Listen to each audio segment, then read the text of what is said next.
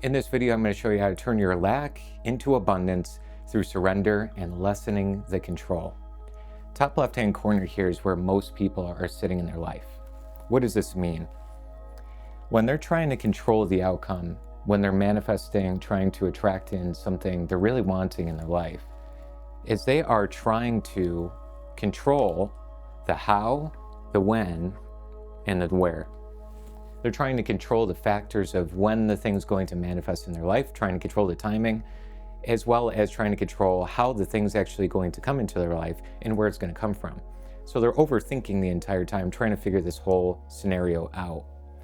But while they're stuck in their mind and overthinking, they're actually activating the absence of what they want. Because every subject has two subjects: the presence of what you want and the absence of what you want. So every time we're overthinking, we are actually telling the universe or telling source, this higher power, I want this thing, but I don't have it yet. And this part right here, the energy, the feeling that you're embodying, matters more than what you're thinking on a day-to-day level. So since they're stuck in this mode right here, what happens is they're stuck there because ultimately it's a deep fear of surrendering. They're trying to avoid some sort of pain in some sort of way. I want you to think about all the people you know or yourself that have ever tried to control somebody or something. Oftentimes, we're trying to avoid some sort of pain, right? So if you're trying to control a significant other, a friend, a family member, you don't want them to do a thing. Often we think we have great intentions, but usually underneath of that, a word, a phrase, a topic, something is triggering internally for the person. And when we try and control another person, basically we're trying to avoid that pain. When it comes to manifestation, it's the same thing. When we're trying to control, we're trying to avoid the pain of impatience, avoiding the pain of feeling frustrated that it's not here yet. Instead of actually feeling the painful experience, we try and grip on harder and harder. And as we grip on harder and harder, we actually manifest more and more of the absence of what we're wanting. So it becomes even more frustrating during the experience. Second part here is that they're also trying to decrease the certainty in their life. They're trying to increase the certainty of their life and decrease the uncertainty rather. Every time somebody's trying to decrease the uncertainty in life, it often stems from some sort of childhood trauma or pain that's been ongoing. Maybe they grew up in an atmosphere or childhood area that was always in chaos. Things were just never adding up. There's always emotional things going on. There's always stuff happening. And so everything was always out of control. What we often do in those out of control scenarios as a teenager, we start to try and be in control, or we start to try and rebel. So you could be 20, 30, 40, 50 years later, and we're still trying to create a lot of certainty in our life, decreasing the uncertainty because we have a deep-seated, again, fear of what's going on. And the final thing here that's really important is that this provides us an illusion of safety. So a lot of people don't want to surrender to the manifestation process because they feel unsafe. But it's an illusion of safety when we try and grip on and attach and make sure this thing, you almost want to will it to happen. And when we feel like we know what's going to happen, it feels safe. I feel certain, I feel safe, I feel secure. So what we're going to want to do is move yourself over here to surrendering to the highest good and the highest outcome. When you surrender, it's a practice, it's a skill, and it's very hard to do if you have any of these things going on inside of yourself.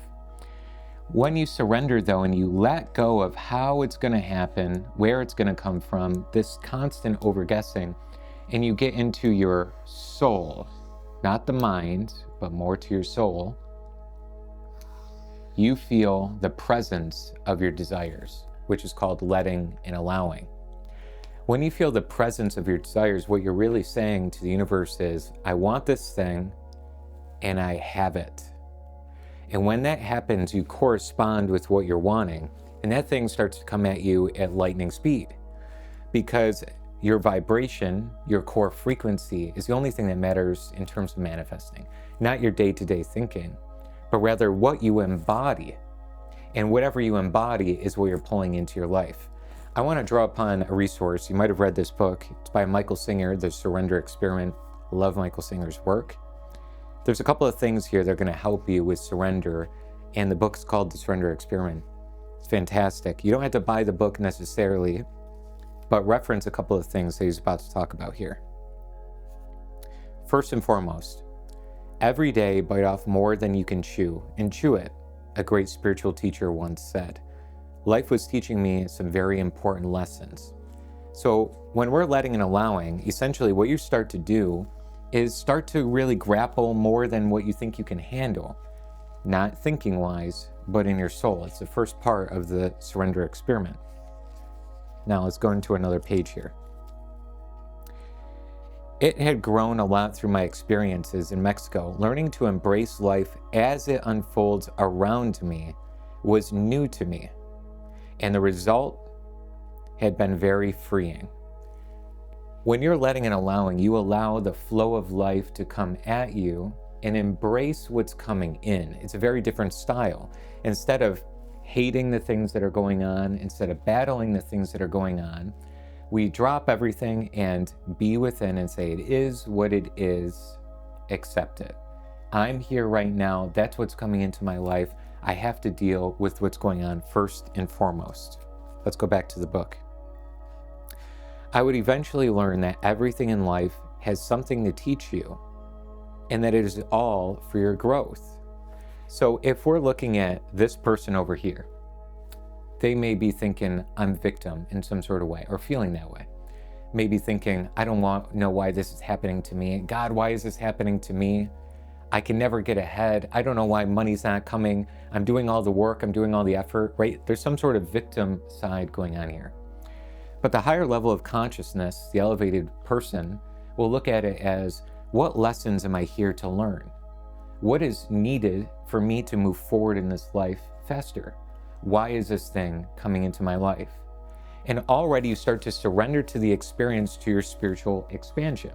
So when you're trying to manifest $2,000, $10,000, $100,000, whatever amount of money that you're wanting, for example, this could be in any area, we're just selecting money here, is that I surrender to, if I'm in feelings of lack or feelings in some sort of way that I can't get ahead, surrender to the moment of, why am I here?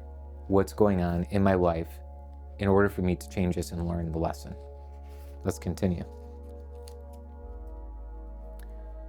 This is a point that really hit home for me. As I explored it inwardly, the first thing I noticed was that most of the mental activity going on in his head revolved around my likes and dislikes. If my mind had a preference towards or against something, it actively talked about it. The more preferences we have, the more we try to control and make sure it goes that route. He goes on to say, and this is a classic example for so many people in this world, see if it checks in with you. Let me know in the comments below if it does, because this certainly was a big thing for me to change.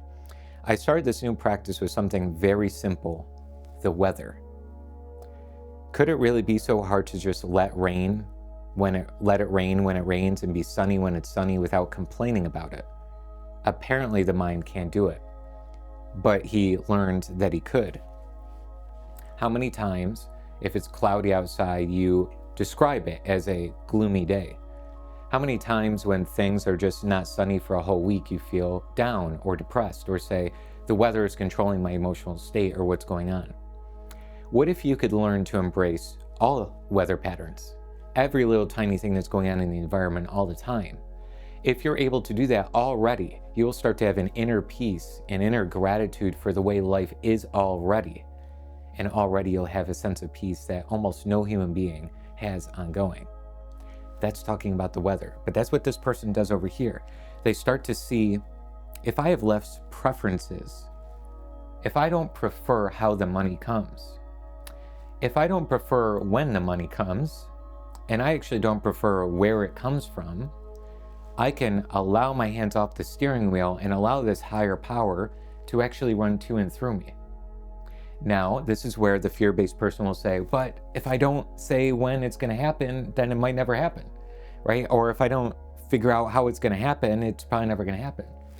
These are fear-based thoughts, though, because when you are in faith, you are believing in the higher power that if I let go, it'll be easier for it to find its way towards me.